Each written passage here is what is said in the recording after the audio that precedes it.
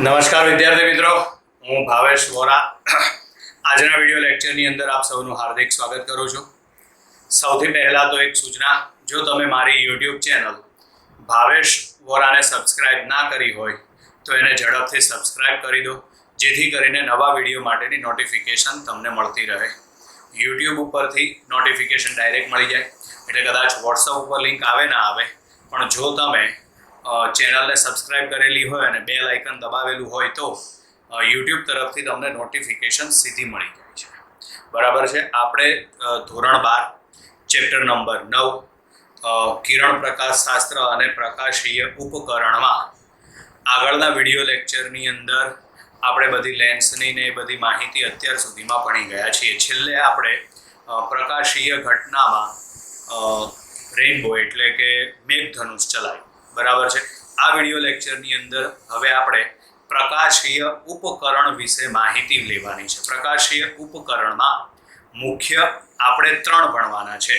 બરાબર છે। 3માં એક સાદું માઇક્રોસ્કોપ, બીજું આવશે સંયુક્ત માઇક્રોસ્કોપ અને ત્રીજું આવશે ટેલિસ્કોપ। બરાબર છે। આમ તો ઘણા બધા ઉપકરણ આવે, પણ આપણે 3 જ ભણવાના છે। સાદું માઇક્રોસ્કોપ, પછી સંયુક્ત માઇક્રોસ્કોપ અને ત્રીજું શું આવશે? ટેલિસ્કોપ। બરાબર છે। આ લેક્ચરની અંદર આપણે સાદા માઇક્રોસ્કોપ વિશેની માહિતી મેળવવાની છે। તો સાદું માઇક્રોસ્કોપ કોને કહેવાય? તો સિમ્પલી યાદ રાખવાનું, આપણે બિલોરી કાચ, બરાબર છે, અથવા તો જે કોઈ હીરા ઘસતા હોય એનો આઈ ગ્લાસ આવે તે, એ સાદું માઇક્રોસ્કોપ જ ગણાય। કારણ કે સાદા માઇક્રોસ્કોપની અંદર એક બહિર્ગોળ લેન્સનો ઉપયોગ થાય છે। માઇક્રોસ્કોપનો ઉપયોગ શું આવે? નાની વસ્તુને મોટી જોવા માટે। બરાબર છે। એટલે બિલોરી કાચ છે, પછી હીરો નાનો હોય તો મોટો જોવા માટેના આઈ ગ્લાસ છે। બરાબર, આને શું કહેવાય? તો આ સાદું માઇક્રોસ્કોપ જ છે। બરાબર છે। આ થિયરી ચલાવતા પહેલા એક બીજી વસ્તુ ધ્યાનમાં સમજી લો। આમાં નજીક બિંદુ સમજવાનું છે આપણે। નજીક બિંદુ કોને કહેવાય? તો યાદ રાખવાનું, જે ઓછામાં ઓછા અંતરે રહેલી વસ્તુને આરામદાયક રીતે સ્પષ્ટ જોઈ શકાય। બરાબર, જે ઓછામાં ઓછા અંતરે રહેલી વસ્તુને આરામદાયક રીતે સ્પષ્ટ જોઈ શકાય, તેને શું કહેવાય? તો તેને નજીક બિંદુ કહેવાય। બરાબર છે। એટલે સામાન્ય આંખ માટે નજીક બિંદુ અંતર કેટલું આવે? 25 સેન્ટીમીટર। બરાબર, 25 સેન્ટીમીટર એટલે સમજો આટલે 25 સેન્ટીમીટર આપણે મળે છે એવું માની લઈએ, ધારો કે। બરાબર છે। આનાથી વસ્તુ નજીક આવે ને, બરાબર છે, તો આપણને દેખાય તો ચોખ્ખી જ, પણ આપણી આંખો ખેંચાય, એટલે એને આરામદાયક પરિસ્થિતિ ના કહેવાય। બરાબર છે। જે ઓછામાં ઓછા અંતરે રહેલી વસ્તુને આરામદાયક રીતે સ્પષ્ટ જોઈ શકાય, તેને શું કહેવાય? તો તેને નજીક બિંદુ કહેવાય। બરાબર છે। દૂર હોય તો આપણે આરામદાયક અને સ્પષ્ટ જોઈ શકીએ છીએ, પણ બરાબર, જે ઓછામાં ઓછા અંતરે રહેલી વસ્તુને આરામદાયક રીતે સ્પષ્ટ જોઈ શકાય, વધારે પડતી નજીક આવે તો આપણે વસ્તુને સ્પષ્ટ તો જોઈએ જ શકીએ છીએ, પણ એ પરિસ્થિતિ આરામદાયક નથી। એનું કારણ કે આપણી આંખ ખેંચાય છે। બરાબર, અને સામાન્ય માનવ આંખ માટે નજીક બિંદુ 25 સેન્ટીમીટરે મળે છે। બરાબર, ચલો હવે આપણે આ શરૂઆત કરીએ। સાદું માઇક્રોસ્કોપ એટલે શું, તેના માટે મોટાવણીનું સૂત્ર તારો। બરાબર છે। આપણે આ થિયરી 2 ભાગમાં ભણીશું। બરાબર છે। એમાંનો પહેલો ભાગ છે, એમાં પ્રતિબિંબ ક્યાં મેળવવાનું? તો પ્રતિબિંબ નજીક બિંદુ પર મેળવવાનું। નજીક બિંદુ હમણાં જ મેં સમજાવી દીધું। અને બીજું જે કિસ્સો છે, એમાં પ્રતિબિંબ ક્યાં મેળવવાનું? તો પ્રતિબિંબ અનંત અંતરે મેળવવાનું। બરાબર છે। એટલે આ થિયરી આપણે 2 ભાગમાં ભણીશું। પહેલો ભાગ, એમાં પ્રતિબિંબ નજીક બિંદુ પર રચાય, અને બીજો ભાગ, એમાં પ્રતિબિંબ અનંત અંતરે રચાય। ચલો, તો પહેલા પ્રતિબિંબ નજીક બિંદુએ રચાય એના માટે તો પહેલા તો સાદું માઇક્રોસ્કોપ કોને કહેવાય એની નાનકડી વ્યાખ્યા અથવા તો સમજૂતી આપેલી છે। આંખની તદ્દન નજીક રાખેલા ટૂંકી કેન્દ્ર લંબાઈ વાળા બહિર્ગોળ લેન્સને સાદું માઇક્રોસ્કોપ કહે છે। બરાબર છે। આંખની તદ્દન નજીક રાખેલા ટૂંકી કેન્દ્ર લંબાઈ વાળા બહિર્ગોળ લેન્સ અને સાદું માઇક્રોસ્કોપ કહે છે. મેં સાદા માઇક્રોસ્કોપ માટેના 2 ઉદાહરણ આપ્યા હતા, એક આઈગ્લાસ હીરો જોવા માટે અને બીજું આ બિલોરી કાચ. બરાબર છે. તો આમાં વસ્તુને જોવા માટે બિલોરી કાચ હોય કે આઈગ્લાસ હોય, આપણે એને એકદમ આંખની નજીક રાખીએ છીએ, દૂર નથી રાખતા. બરાબર છે. એટલે વ્યાખ્યા છે આંખની તદ્દન નજીક રાખેલા ટૂંકી કેન્દ્ર લંબાઈ વાળા બહિર્ગોળ લેન્સ અને સાદું માઇક્રોસ્કોપ કહે છે. બરાબર છે. અહીં આકૃતિમાં દર્શાવ્યા પ્રમાણે બહિર્ગોળ લેન્સની સામે વસ્તુને કેન્દ્ર લંબાઈ f કરતા ઓછા અંતરે ગોઠવવામાં આવે છે. વસ્તુને ક્યાં ગોઠવવાની? કેન્દ્ર લંબાઈ f કરતા ઓછા અંતરે. પરિણામે પ્રતિબિંબ ક્યાં મળશે? તો કે જે બાજુ વસ્તુ છે ને એ બાજુ જ પ્રતિબિંબ મળશે. અને બીજી વસ્તુ ધ્યાનમાં રાખો, વસ્તુને એવી રીતે ગોઠવવાની કે જેથી પ્રતિબિંબ ક્યાં રચાય? તો પ્રતિબિંબ નજીક બિંદુ પર રચાય. પ્રતિબિંબ કેવું મળશે? તો પ્રતિબિંબ આભાસી, ચત્તુ અને વસ્તુ કરતા મોટું. બરાબર. અહીં અવલોકનકાર આપણે રાખવાનું થાય.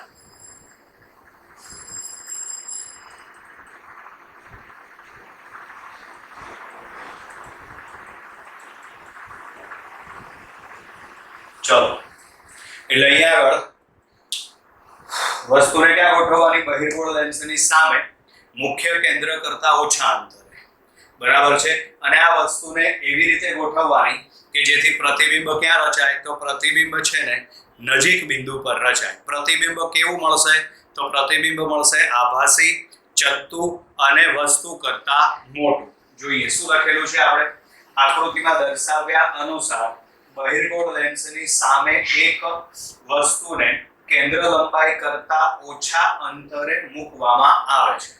કેન્દ્ર લંબાઈ કરતા ઓછા અંતરે મૂકવામાં આવે છે. અહીં વસ્તુને એવી રીતે ગોઠવવામાં આવે કે જેથી પ્રતિબિંબ નજીક બિંદુ પર રચાય. નજીક બિંદુ કેટલા અંતરે? 25 સેન્ટીમીટર અંતરે. આમ તો દરેક માનવ આંખ માટે અલગ અલગ હોઈ શકે છે, કારણ કે આંખની કેપેસિટી પ્રમાણે પ્લસ માઇનસ થયા કરે. બરાબર. અહીં મળતું પ્રતિબિંબ આભાસી, ચત્તુ અને વસ્તુ કરતા મોટું છે. હવે આપણે મોટવડી નું સૂત્ર, તો મોટવડીનું સૂત્ર m બરાબર શું આવે? તો m બરાબર આવશે v/u. બરાબર. હવે આપણે મોટવડીનું સૂત્ર મેળવવા માટે અહીં લેન્સનું સૂત્ર લાગુ પાડી દઈએ. તો લેન્સનું સૂત્ર એટલે 1/v માઈનસ 1/u બરાબર 1/h. લેન્સનું સૂત્ર 1/v માઈનસ 1/u બરાબર 1/h. આપણે શું લાવવાનું છે? મોટવડી. તો મોટવડીનું સૂત્ર કયું છે? v/u છે. તો અહીંયા આગળ જુઓ, છેદમાં v તો છે જ તમારી પાસે, એટલે છેદમાં u તો છે જ તમારી પાસે. ઉપર v લાવવા માટે શું કરવાનું? બંને બાજુ v વડે ગુણી નાખો. તમારે છેલ્લે સૂત્ર કોનું સાબિત કરવાનું છે? મોટવડીનું. આપણી પાસે મોટવડીનું સૂત્ર આ છે v/u. છેદમાં શું આવે છે? u. તો અહીં છેદમાં u તો છે જ. ઉપર શું લાવવાનું થાય? તો ઉપર આપણે v લાવવાનો થાય. તો v લાવવા માટે આખા સમીકરણને v વડે ગુણી નાખો, એટલે બંને બાજુ v વડે ગુણતા. ચલો અહીં આગળ v વડે ગુણો તો v ઉડી જાય, એટલે એક બાકી વધે. અહીં આગળ આવશે v/u અને આમાં આવશે v/f. ક્લિયર? પરંતુ v/u બરાબર, તો v/u બરાબર થશે m. v/u બરાબર m. આમાં તમે m ને સૂત્રનો કરતા બનાવી દો. m ને સૂત્રનો કરતા બનાવો એટલે m બરાબર આવશે 1 માઈનસ v/f. બરાબર. આમાં v બરાબર તમે માઈનસ d મૂકી દો. બરાબર. v બરાબર તમે માઈનસ d મૂકી દો. એનું કારણ કે v એટલે શું થશે? પ્રતિબિંબ અંતર. આકૃતિમાં જુઓ તો પ્રતિબિંબ અંતર કયું છે? d. જે આપાત કિરણની કઈ દિશામાં છે? વિરુદ્ધ દિશામાં, એટલે એને માઈનસ લેવું પડે. એટલે અહીં આગળ આવશે v બરાબર માઈનસ d. ચલો આમાં v બરાબર માઈનસ d લખો એટલે માઈનસ માઈનસ પ્લસ થઈ જાય, માટે m બરાબર આવશે 1 પ્લસ d/f. બરાબર. એટલે આ થયું સાદા માઇક્રોસ્કોપ માટે મોટવડીનું સૂત્ર m બરાબર 1 પ્લસ d/f. પણ આ વખતે પ્રતિબિંબ ક્યાં રચાય? તો આ વખતે પ્રતિબિંબ રચાય નજીક બિંદુ પાસે. હવે આગળ આવશે અનંત અંતરે રચાતા પ્રતિબિંબ માટે. બરાબર છે. તો ધારો કે આપણે અહીં h ઊંચાઈની વસ્તુને નજીક બિંદુ પર ગોઠવવામાં આવે છે. પરિણામે આ વખતે આંખ સાથે બનતો ખૂણો θ0 છે. બરાબર. તો આકૃતિ ઉપરથી બોલો tan θ0 બરાબર શું લખાય? તો tan θ0 બરાબર લખાશે h/D. બરાબર. અહીં ખૂણો અત્યંત નાનો એનું કારણ કે આપણે માઇક્રોસ્કોપનો ઉપયોગ શેના માટે કરીએ? તો કે નાની વસ્તુઓનું અવલોકન કરવા માટે, મોટી વસ્તુઓ નહીં. બરાબર છે. નાની વસ્તુ, સૂક્ષ્મ વસ્તુઓનું અવલોકન કરવા માટે. એટલે કહેવાનો મતલબ એમ છે કે અહીં જે વસ્તુ આપેલી હશે એ બહુ નાની હશે અને વસ્તુ ઘણી નાની હોવાથી θ0 અત્યંત નાનો બનશે.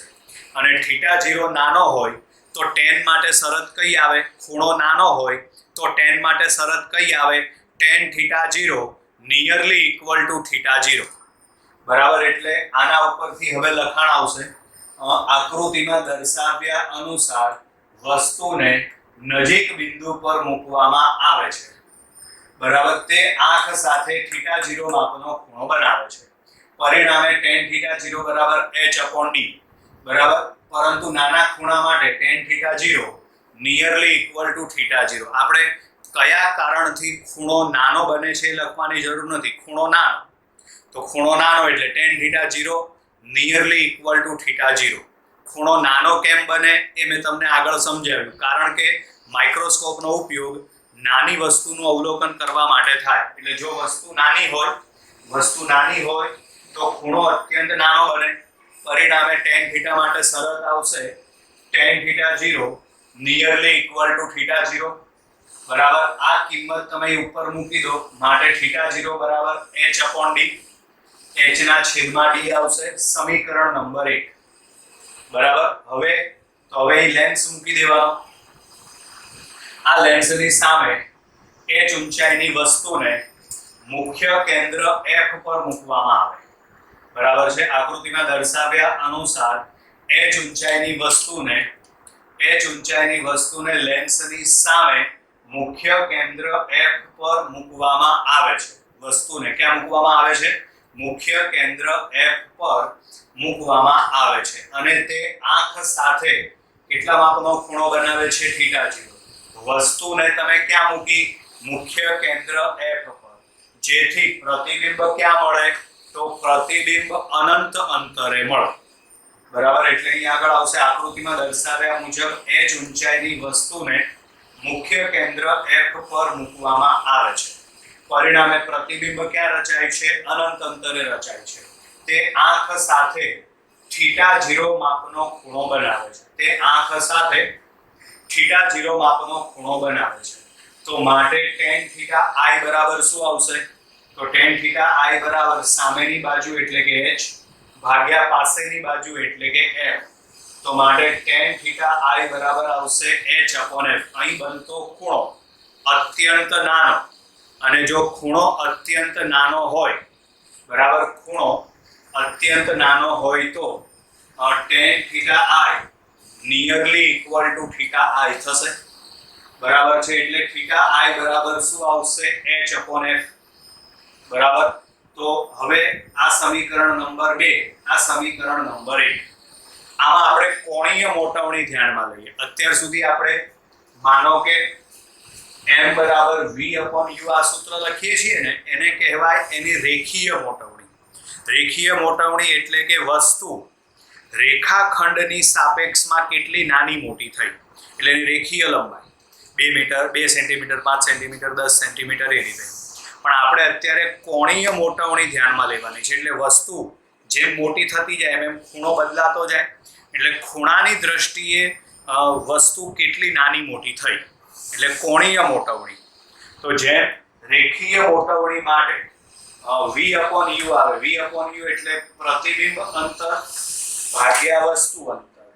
એવી જ રીતે કોણીય મોટવણી માટે આવે પ્રતિબિંબે આંખ સાથે બનાવેલો ખૂણો છેદમાં આવશે વસ્તુએ આંખ સાથે બનાવેલો ખૂણો. બરાબર. તો અહીં પ્રતિબિંબે આંખ સાથે બનાવેલો ખૂણો આવે θ I, અને વસ્તુએ આંખ સાથે બનાવેલો ખૂણો એટલે કે θ0, એટલે θ I/θ0. આ થઈ કોણીય મોટવણી. બરાબર. ધ્યાનથી સમજજો. m બરાબર v/u એટલે આ શું થશે? રેખીય મોટવણી. રેખીય મોટાવણીનું સૂત્ર પ્રતિબિંબ અંતર ભાગ્યા વસ્તુ અંતર, બરાબર. એવી જ રીતે કોણીય મોટાવણીમાં, તો કોણીય મોટાવણી એટલે ખૂણાની દ્રષ્ટિએ વસ્તુ નાની મોટી થાય તે, કારણ કે વસ્તુ નાની મોટી થાય તો ખૂણો બદલાવાનો જ છે, બરાબર. તો આ વખતે કોણીય મોટાવણી માટે પ્રતિબિંબે આંખ સાથે બનાવેલો ખૂણો છેદમાં આવશે વસ્તુએ આંખ સાથે બનાવેલો ખૂણો. પ્રતિબિંબે આંખ સાથે બનાવેલો ખૂણો થીટા આઈ અને વસ્તુએ આંખ સાથે બનાવેલો ખૂણો એટલે થીટા 0. એટલે અહીંયા આગળ થીટા આઈ અપોન થીટા 0. ચલો આમાં થીટા આઈ ની કિંમત લખો. તો અહીં થીટા આઈ બરાબર આવશે h અપોન l છેદમાં થીટા 0, બરાબર. તો થીટા 0 બરાબર આવશે h અપોન d, બરાબર. પણ આ થીટા 0 બરાબર h અપોન d એને આપણે વ્યસ્ત કરીને ગુણી નાખીએ એટલે d ઉપર અને h છેદમાં આવશે, બરાબર. આમાં આ રીતે આ h ઉડી જશે. તો હવે બાકી વધે d અપોન f, બરાબર. એટલે હવે સમજો, જો પ્રતિબિંબ નજીક બિંદુ પાસે રચાય તો મોટાવણી આવે m બરાબર 1 d અપોન f, અને જો પ્રતિબિંબ અનંત અંતરે રચાય તો મોટાવણી આવશે d અપોન f. એટલે કે આ સાદા માઇક્રોસ્કોપ માટે મોટાવણી છે ને એ 1 d અપોન f થી d અપોન f ની વચ્ચે મળે, બરાબર. આ MCQ માં પૂછાય છે, યાદ રાખજો. સાદા માઇક્રોસ્કોપ માટે મોટાવણી d અપોન f થી 1 d અપોન f ની વચ્ચે હોય. વસ્તુ નજીક બિંદુ પર રચાય, પ્રતિબિંબ નજીક બિંદુ પર રચાય તો મોટાવણી આવશે m બરાબર 1 d અપોન f, અને જો પ્રતિબિંબ અનંત અંતરે રચાય તો મોટાવણી આવશે d અપોન f. એટલે કે આમ સાદા માઇક્રોસ્કોપની મોટાવણી d અપોન f થી 1 d અપોન f ની વચ્ચે હોય છે, બરાબર છે. એટલે અહીં આગળ આપણે આ સાદા માઇક્રોસ્કોપ માટેની થિયરી પૂરી થઈ વિદ્યાર્થી મિત્રો. Bye bye.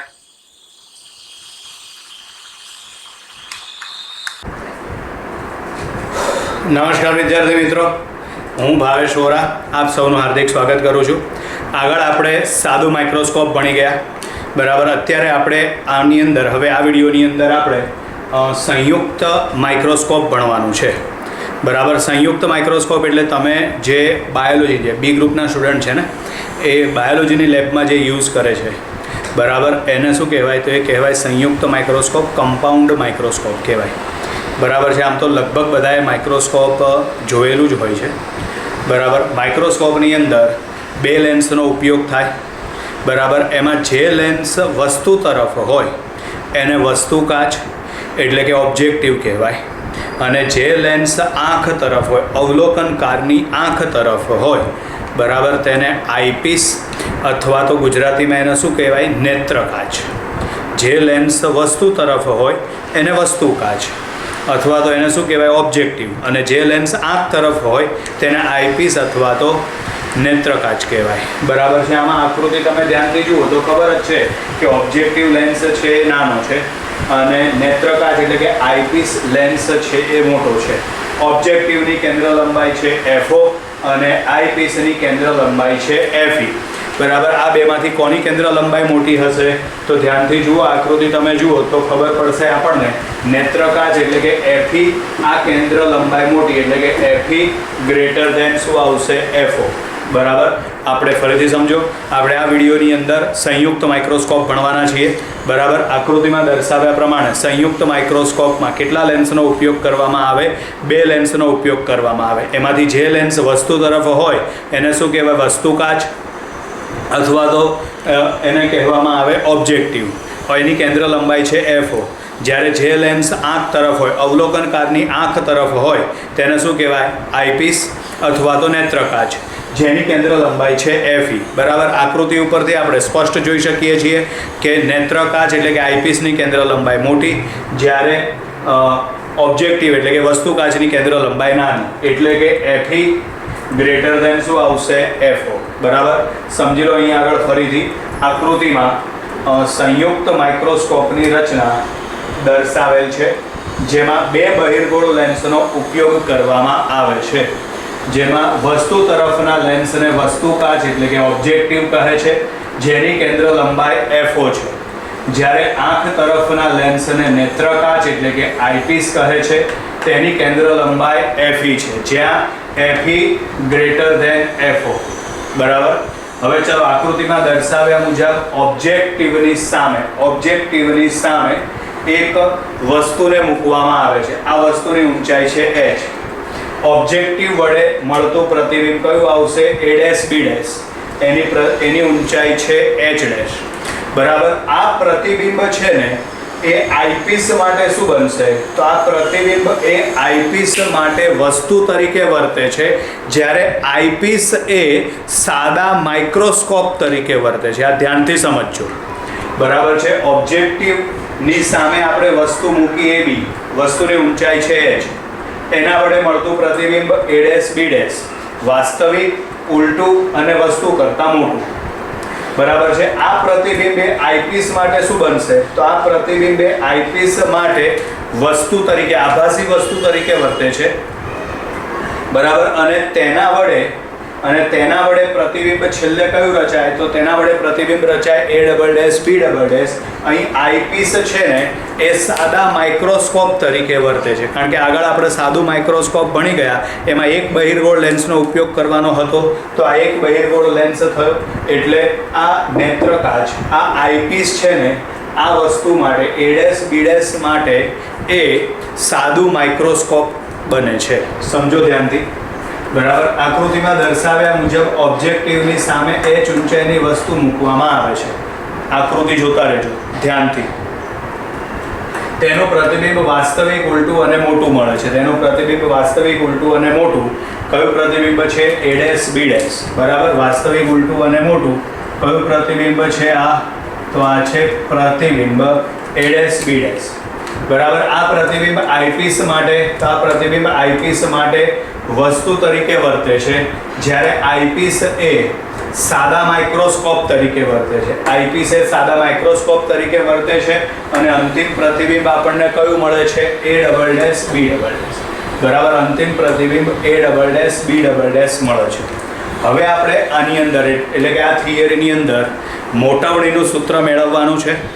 બરાબર. બે લેન્સ છે, આઈપીસ અને ઓબ્જેક્ટિવ. બંને લેન્સ માટે અલગ અલગ મોટાવણીના સૂત્ર તમારે મેળવવાના. સૌથી પહેલાં ગણતરી કોના માટે કરવાની? તો સૌથી પહેલાં ગણતરી આપણે ઓબ્જેક્ટિવ માટે કરવાની.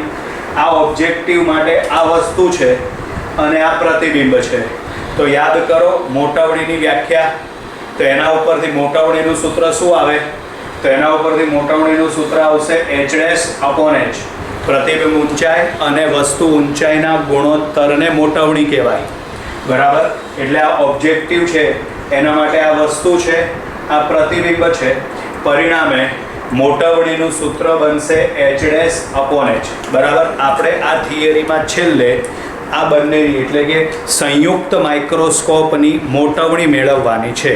આની મોટાવણી મેળવવા માટે બંને લેન્સની પહેલાં અલગ અલગ મોટાવણી તમે મેળવી લો. એમાં પહેલાં આપણે ઓબ્જેક્ટિવની મોટાવણી મેળવીએ.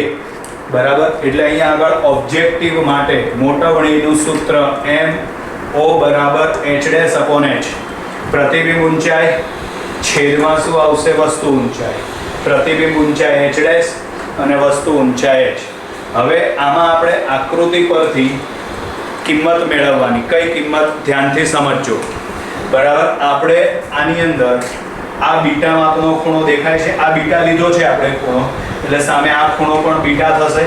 બરાબર. એની અંદર આપણે એક નાનકડો ત્રિકોણ ધ્યાનમાં લઈ લઈએ. બરાબર છે. આની અંદર આપણે આ રીતે આમ એક નાનો ત્રિકોણ ધ્યાનમાં લઈ લઈએ. હવે તમને બરાબર એ ત્રિકોણ સ્પષ્ટ દેખાતો હશે. એની અંદર આપણે tan બીટા લઈ લઈએ. તો tan બીટા બરાબર શું થશે? સામેની બાજુ. પણ આ બંને સરખા થાય કે નહીં? આકૃતિની ભૂમિતિ જુઓ તો આ બંને સરખા થાય કે નહીં? પરિણામે સામેની બાજુ એટલે h આવશે, ભાગ્યા પાસેની બાજુ એટલે f0 આવશે. બરાબર. આપણે આ બીટા ખૂણો લઈએ તો tan બીટા બરાબર સામેની બાજુ એટલે કે h, ભાગ્યા પાસેની બાજુ એટલે કે FO. તો માટે આકૃતિ પરથી tan બીટા બરાબર h/FO, સમીકરણ નંબર 2. હવે એવી જ રીતે નીચેનો આ ત્રિકોણ આપણે ધ્યાનમાં લઈએ. બરાબર. નીચેનો આ ત્રિકોણ આપણે આ રીતે આમ ધ્યાનમાં લઈએ અને એમાં આપણે tan બીટા ગણી નાખીએ. ચલો, તો આમાં આપણે tan બીટા ગણીએ તો tan બીટા બરાબર સામેની બાજુ ભાગ્યા શું આવશે? પાસેની બાજુ. સામેની બાજુ એટલે કે h' અને ભાગ્યા પાસેની બાજુ એટલે કે b1 b'. એટલે અહીંયા આગળ tan બીટા બરાબર h' છેદમાં આવશે b1 b'. પરંતુ આકૃતિ તમે જુઓ તો આ b1 b' nearly equal two l કહેવાય. l એટલે કે ટ્યુબ લંબાઈ. ટ્યુબ લંબાઈની વ્યાખ્યા ધ્યાનથી સમજજો. બરાબર છે? ટ્યુબ લંબાઈની વ્યાખ્યા ધ્યાનથી સમજજો. ઓબ્જેક્ટિવનું દ્વિતીય મુખ્ય કેન્દ્ર અને આઈ પીસનું પ્રથમ મુખ્ય કેન્દ્ર, આ બંને વચ્ચેના અંતરને ટ્યુબ લંબાઈ કહે છે. બરાબર છે? લેન્સને બે મુખ્ય કેન્દ્ર હોય, સમજો ધ્યાનથી. લેન્સને બે મુખ્ય કેન્દ્ર હોય, આ બાજુ પણ મુખ્ય કેન્દ્ર મળે, આ બાજુ પણ મળે. તમે જે બાજુ વસ્તુ મૂકો છો, બરાબર, એ બાજુનું જે મુખ્ય કેન્દ્ર હોય એને પ્રથમ મુખ્ય કેન્દ્ર કહેવાય. એની સિવાયનું જે છે એને દ્વિતીય મુખ્ય કેન્દ્ર કહેવાય. બરાબર? એટલે અહીંયા આગળ સમજો, આ ઓબ્જેક્ટિવનું મુખ્ય કેન્દ્ર થયું, પણ કયું? દ્વિતીય. જ્યારે આ આઈપીસનું, આ વચ્ચેનું અંતર અવગણવાનું, એટલે આ આઈપીસનું મુખ્ય કેન્દ્ર થયું, પણ કયું? પહેલું. એટલે ઓબ્જેક્ટિવનું દ્વિતીય મુખ્ય કેન્દ્ર અને આઈપીસનું પ્રથમ મુખ્ય કેન્દ્ર, આ બંને વચ્ચેના અંતરને ટ્યુબ લંબાઈ કહે છે. બરાબર? આ યાદ રાખવાનું. એટલે અહીંયા આગળ સમજો, આપણે આની અંદર tan બીટા સામેની બાજુ h' ભાગ્યા પાસેની બાજુ b1 b', પરંતુ b1 b' nearly equal two l. માટે tan બીટા બરાબર શું આવશે? h'/l. સમીકરણ નંબર 3. આપણને tan બીટાના બે અલગ અલગ સમીકરણ મળ્યા. સમીકરણ નંબર 2 અને સમીકરણ નંબર 3 બંનેને એકબીજા સાથે સરખાવી દો. સમીકરણ 2 અને 3 ને સરખાવો તો અહીંયા આગળ આવશે h/fo અને આ છે h'/l. એટલે h/fo બરાબર આવશે h'/l. બરાબર? આમાં l ને ઉપર ગુણી નાખો અને h ને છેદમાં લઈ જાઓ. આ l ને ઉપર ગુણી નાખો અને h ને છેદમાં લઈ જાઓ, તો માટે h' બરાબર આવે l/fo. h' બરાબર આવશે l/fo. હવે સમીકરણ નંબર 1 જુઓ તમે, તો સમીકરણ નંબર 1 માં h' એના બરાબર શું લખાય? m0. તો અહીંયા આગળ h' એના બરાબર શું લખી નાખીએ આપણે? m0. તો માટે m0 બરાબર l/fo. m0 બરાબર l/fo. બરાબર? એટલે m0 બરાબર આવશે l/fo. હવે આઈપીસ માટે, તો આઈપીસ તો હમણાં આગળ જ કીધું એ પ્રમાણે થિયરીમાં બોર્ડ ઉપર લખેલું પણ છે. આઈપીસ એ તો શું છે? સાદું માઇક્રોસ્કોપ. તો સાદા માઇક્રોસ્કોપ માટે મોટવણીનું સૂત્ર આપણે આગળ ભણી ગયા, ડાયરેક્ટ જ લખી નાખવાનું એ સૂત્ર. બરાબર? એટલે આઈપીસ માટે, આઈપીસ એ શું બને છે? સાદું માઇક્રોસ્કોપ. માટે મોટવણીનું સૂત્ર આવશે me બરાબર 1 + d/fe. આ ક્યારે મળે? જ્યારે પ્રતિબિંબ નજીક રચાય તો. પણ ધારો કે પ્રતિબિંબ ખૂબ જ દૂર રચાય. ખૂબ જ દૂર એટલે સૈદ્ધાંતિક રીતે અનંત અંતરે રચાય. પ્રતિબિંબ ખૂબ જ દૂર રચાય. પરિણામે મોટવણીનું સૂત્ર છે me બરાબર d/fe. બરાબર? ચલો, હવે સંયુક્ત માઇક્રોસ્કોપની મોટવણી m બરાબર mo ગુણ્યા me. બે પાતળા લેન્સનું સંયોજન. આ થિયરીની અંદર આપણે મોટવણી માટેનું સૂત્ર મેળવ્યું હતું. મોટવણી m બરાબર m1 ગુણ્યા m2 ગુણ્યા m3, આ રીતે. તો એનો અહીં આગળ ઉપયોગ કરવાનો છે, કારણ કે આ બે લેન્સનું સંયોજન જ છે. પરિણામે એની મોટવણી m બરાબર mo ગુણ્યા me. મોમી શું આવશે? એની મોટવણી m બરાબર mo ગુણ્યા me એટલે કે મોમી. હવે mo ની કિંમત લખો l/fo, પછી me ની કિંમત લખો d/fe. માટે મોટવણી m બરાબર ld/FOFE. ld/FOFE બરાબર ld/ આવશે FOFE. l એટલે ટ્યુબ લંબાઈ, d એટલે નજીક બિંદુ અંતર, FO એટલે ઓબ્જેક્ટિવની કેન્દ્ર લંબાઈ અને FE એટલે આઈપીસની કેન્દ્ર લંબાઈ.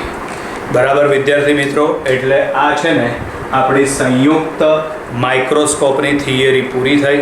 બરાબર, હવે આગળ આવશે ટેલિસ્કોપની થિયરી. અત્યારે બાય બાય.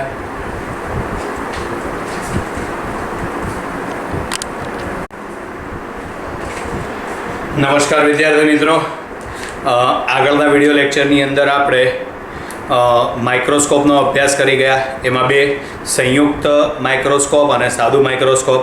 હવે આપણે ટેલિસ્કોપનો અભ્યાસ કરવાનો છે. આ છે એસ્ટ્રોનોમિકલ ટેલિસ્કોપ અને એના માટે આપણે મોટવણીનું સમીકરણ મેળવવાનું છે.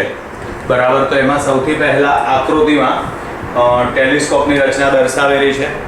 બરાબર, ટેલિસ્કોપમાં બે બહિર્ગોળ લેન્સનો ઉપયોગ કરવામાં આવે છે.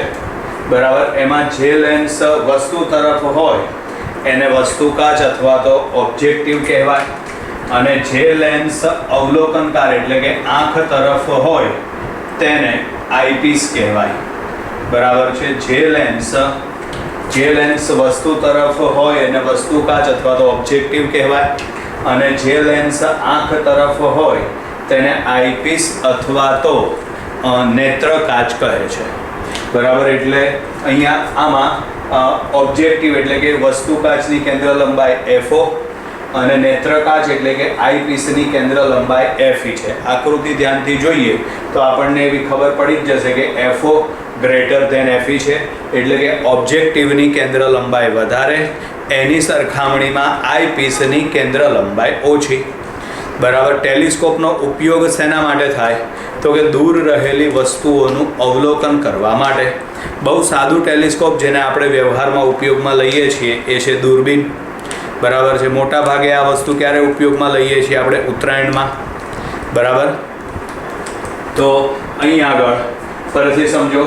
આકૃતિમાં એસ્ટ્રોનોમિકલ ટેલિસ્કોપની રચના દર્શાવેલી છે, જેમાં બે બહિર્ગોળ લેન્સનો ઉપયોગ કરવામાં આવે છે.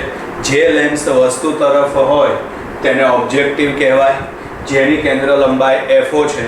જે લેન્સ આંખ તરફ હોય તેને આઈપીસ કહેવાય, એની કેન્દ્ર લંબાઈ FE છે. બરાબર, આકૃતિ ઉપરથી FO ગ્રેટર ધેન FE છે. બરાબર, મેં કીધું એ પ્રમાણે બહુ સાદું ટેલિસ્કોપ જેનો આપણે વ્યવહારમાં ઉપયોગ કરીએ એ દૂરબીન છે. બરાબર, દૂરબીનમાં યાદ કરો આપણી આંખ બાજુનો લેન્સ નાનો હોય અને સામેનો લેન્સ મોટો હોય. બરાબર છે, હવે ત્યાંથી આગળ દૂરની વસ્તુમાંથી આવતા કિરણો, બરાબર છે, એ અહીં આગળ કેટલા માપનો ખૂણો બનાવે છે? આલ્ફા માપનો. એના કારણે અહીં પ્રતિબિંબ મળે A', B'. બરાબર, ટેલિસ્કોપનો ઉપયોગ દૂર રહેલી વસ્તુનું અવલોકન કરવા માટે જ થાય. વસ્તુ દૂર રહેલી છે, પરિણામે એનું જે પ્રતિબિંબ છે એ મુખ્ય કેન્દ્ર F ઉપર રચાય. બરાબર, એટલે આ જે પ્રતિબિંબ છે A', B' એ ઓબ્જેક્ટિવના મુખ્ય કેન્દ્ર ઉપર રચાય. એના મુખ્ય કેન્દ્ર ઉપર એટલે આ અંતર આવશે FO જેટલું. બરાબર છે, અને આ જે A', B' છે એ આઈપીસ માટે શું બનશે? તો આઈપીસ માટે વસ્તુ બનશે. બરાબર, આ A', B' છે ને એ આઈપીસના મુખ્ય કેન્દ્રની નજીક હોય છે, અને એના વડે મળતું અંતિમ પ્રતિબિંબ A', B' છે. બરાબર છે, ફરીથી સમજો. ઓબ્જેક્ટિવ વડે પ્રતિબિંબ ક્યાં મળશે? મુખ્ય કેન્દ્ર ઉપર, કારણ કે વસ્તુ બહુ દૂર આવેલી છે. આ પ્રતિબિંબ A', B' એ આઈપીસ માટે શું બનશે? વસ્તુ બનશે. આ પ્રતિબિંબ A', B' એ આઈપીસના મુખ્ય કેન્દ્રની નજીક હોય છે, પરિણામે આ અંતર એની કેન્દ્ર લંબાઈ FE જેટલું લેવામાં આવે છે. બરાબર, અહીં આગળ વસ્તુમાંથી જે કિરણ આવે છે એ કેટલો ખૂણો બનાવે છે? આલ્ફા માપનો. અને પ્રતિબિંબમાંથી અહીં જે કિરણ આવે છે એ અહીં આગળ લખવાનું હોય પણ આપણે લખ્યું નથી. બરાબર છે, ત્યાં તે એટલે અહીં આગળ બનતો ખૂણો છે ને એ બીટા માપનો. ત્રિકોણ તમે ધ્યાનમાં લેજો. બરાબર, અહીં આગળ જે બનતો ખૂણો છે ને એ બીટા માપનો છે. બરાબર, એટલે સમજો અહીં રચનામાં લખેલું છે, આકૃતિમાં ટેલિસ્કોપની રચના દર્શાવેલી છે, જેમાં બે બહિર્ગોળ લેન્સનો ઉપયોગ કરવામાં આવે છે. વસ્તુ તરફના લેન્સને ઓબ્જેક્ટિવ એટલે કે વસ્તુ કાચ કહે છે, જેની કેન્દ્ર લંબાઈ FO છે. બરાબર. આંખ તરફના લેન્સને આઈપીસ એટલે કે નેત્ર કાચ કહે છે, જેની કેન્દ્ર લંબાઈ FE છે. બરાબર. અહીં આગળ FO ગ્રેટર ધેન FE આવશે એટલે કે FO ગ્રેટર ધેન FE થશે. બરાબર. ટેલિસ્કોપની મદદથી જ્યારે દૂર રહેલી વસ્તુનું અવલોકન કરવામાં આવે ત્યારે ઓબ્જેક્ટિવ એટલે કે આ વસ્તુ કાચ વડે પ્રતિબિંબ ક્યાં મળે? તેના મુખ્ય કેન્દ્ર પર. બરાબર. ઓબ્જેક્ટિવ વડે વસ્તુનું પ્રતિબિંબ તેના દ્વિતીય મુખ્ય કેન્દ્ર પાસે રચાય છે. આ પ્રતિબિંબ નેત્ર કાચ માટે શું બનશે? વસ્તુ. એટલે આ પ્રતિબિંબ નેત્ર કાચ માટે વસ્તુ તરીકે વર્તે છે અને તેના વડે અંતિમ પ્રતિબિંબ A'(B') વિવર્ધિત અને ઉલટું મળે છે. વિવર્ધિત એટલે જ મોટું થાય ને, અહીંયા આગળ વિવર્ધિત અને ઉલટું પ્રતિબિંબ આપણને મળે છે. બરાબર. અહીંયા આગળ અંતિમ પ્રતિબિંબે આંખ સાથે બનાવેલો ખૂણો કેટલો છે? બીટા. અને વસ્તુએ આંખ સાથે બનાવેલો ખૂણો કયો છે? આલ્ફા.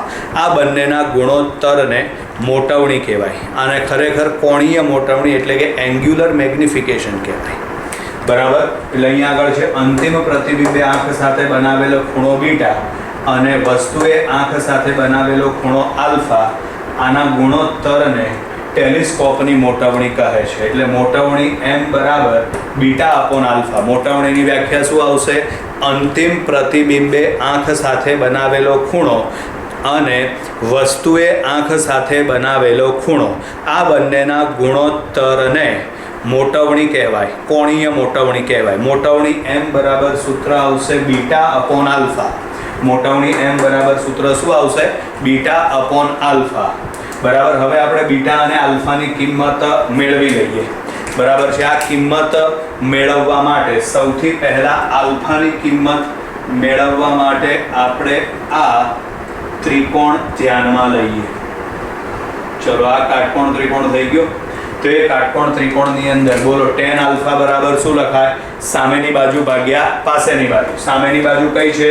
A'(B') ભાગ્યા પાસેની બાજુ કઈ આવશે? FO. તો માટે tan alpha nearly equal to alpha બરાબર A'(B')/FO. એવી જ રીતે બીટા. તો બીટા માટે અહીં આગળ જે બનતો ખૂણો છે, બરાબર, હમણાં આપણે આગળ દર્શાવ્યો તો એ બીટા માપનો ખૂણો થશે. ત્રિકોણ બહુ નાનો બનશે. અહીં આગળ આ ત્રિકોણ બન્યો તો એની અંદર આપણે tan બીટા બરાબર શું લખી શકીએ? આ ખૂણો છે ને એ બીટા માપનો છે. તો tan બીટા બરાબર સામેની બાજુ એટલે કે A'(B') ભાગ્યા પાસેની બાજુ એટલે કે FE. તો tan beta nearly equal two beta બરાબર A'(B'/FE. હવે 2 માંથી આલ્ફાની કિંમત અને 3 માંથી બીટાની કિંમત આમાં મૂકી દો. બરાબર. તો અહીંયા આગળ 2 અને 3ની કિંમત સમીકરણ 1માં મૂકતા પહેલા કોની કિંમત લખવાની? આપણે બીટાની કિંમત શું છે? A'(B'/FE. તો આ થઈ ગઈ A'(B'/FE. છેદમાં કોની કિંમત છે? આલ્ફાની. તો આ આલ્ફાની કિંમત છેદમાં લખવાની. એટલે બીજી રીતે કહીએ તો વ્યસ્ત કરીને ગુણી નાખો. તો વ્યસ્ત કરીને ગુણી નાખ્યા. બરાબર છે. આની અંદર A'(B') આવડી જશે એટલે પાછળ બાકી વધે FO/FE. એટલે કે ટેલિસ્કોપની મોટવણીનું સૂત્ર આવશે M બરાબર FO/FE. FO એટલે ઓબ્જેક્ટિવની કેન્દ્ર લંબાઈ અને FE એટલે આઈપીસની કેન્દ્ર લંબાઈ. બરાબર. આ ટેલિસ્કોપ માટે મોટવણી શોધવાનું સૂત્ર છે M બરાબર FO/FE. ક્લિયર? હવે એક બીજી વસ્તુ ધ્યાનમાં રાખો. આ ટેલિસ્કોપની સૌથી મોટી ખામી કઈ કહેવાય? તો આ ટેલિસ્કોપની સૌથી મોટી ખામી કહેવાય કે એમાં અંતિમ પ્રતિબિંબ છે ને એ આપણને ઉલટું મળે છે. બરાબર. અંતિમ પ્રતિબિંબ છે ને એ આપણને ઉલટું મળે છે. જો આ ટેલિસ્કોપનો ઉપયોગ સીધો કરવામાં આવે તો આપણને જે અંતિમ પ્રતિબિંબ મળશે એ આપણને ઉલટું મળશે. બરાબર છે. પરિણામે હવે આ ટેલિસ્કોપની અંદર કેટલાક સુધારા વધારા કરવામાં આવ્યા છે અને ટેલિસ્કોપની અંદર જ ઇન્વર્ટિંગ લેન્સની જોડ મૂકવામાં આવે છે. ઇન્વર્ટિંગ લેન્સ, બરાબર. આ લેન્સનું કામ શું? તો આ લેન્સનું કામ આ પ્રતિબિંબ, જે અંતિમ પ્રતિબિંબ ઉલટું મળે છે એને ચત્તું બનાવવાનું છે. એના માટે જ એને લેન્સનું નામ જ શું આપેલું છે? Inverting lens. ઇન્વર્ટ એટલે એનું શું કરી નાખવાનું? વ્યસ્ત, બરાબર છે. એટલે આપણને જે અંતિમ પ્રતિબિંબ મળે ને એ ચત્તું પ્રતિબિંબ મળે, બરાબર છે. આ ખામીને દૂર કરવા માટે હવે આધુનિક ટેલિસ્કોપની અંદર લેન્સના બદલે અરીસાનો ઉપયોગ કરવામાં આવે છે. શેનો ઉપયોગ કરવાનો? લેન્સના બદલે અરીસાનો, મિરરનો ઉપયોગ કરવામાં આવે છે, બરાબર. અને એ ટેલિસ્કોપને કહેવામાં આવે રિફ્લેક્ટિંગ ટેલિસ્કોપ, કારણ કે એમાં પ્રકાશનું પરાવર્તન થશે અને પરાવર્તન થાય ને એટલે એને ઇંગ્લિશમાં કહેવાય રિફ્લેક્શન. પરિણામે એ ટેલિસ્કોપને કહેવાય રિફ્લેક્ટિંગ ટેલિસ્કોપ. શું કહેવાય છે એ ટેલિસ્કોપને? Reflecting telescope. એટલે આ એસ્ટ્રોનોમિકલ ટેલિસ્કોપ પછી થોડી માહિતી આપણને આપેલી છે ચોપડીની અંદર, ટેક્સ્ટ બુકની અંદર, બરાબર છે. એ તમે વાંચી લેજો, બરાબર. બહુ જ સહેલી થિયરી છે. કેસેગ્રેન પ્રકારનો ટેલિસ્કોપ એ રિફ્લેક્ટિંગ ટેલિસ્કોપ જ છે. એ પણ આપણી ચોપડીની અંદર થોડી માહિતી આપેલી છે, બરાબર છે. અહીં આગળ આપણે ચેપ્ટર નંબર 9 ધોરણ 12ની બધી થિયરી પૂરી કરીએ છીએ. હવેના વિડીયોથી તમને આપણે દાખલા ભણાવીશું. અત્યારના માટે બાય બાય.